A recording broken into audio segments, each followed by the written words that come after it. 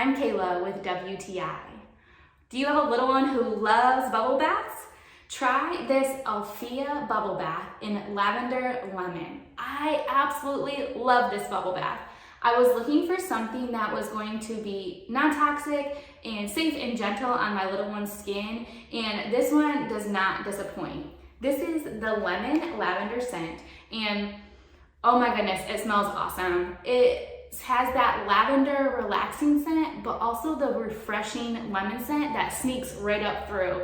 And it smells great right out of the bottle or even in the bathtub when the bubbles start bubbling.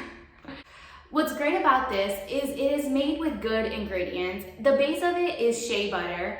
It is vegan and cruelty-free, and there's no synthetic fragrances. Sometimes it's really hard to find a good product that doesn't contain synthetic fragrances but smells good. This one is amazing. The best part of this bubble bath, of course, it creates lots of bubbles. So you want your bubble bath to do that, which is awesome.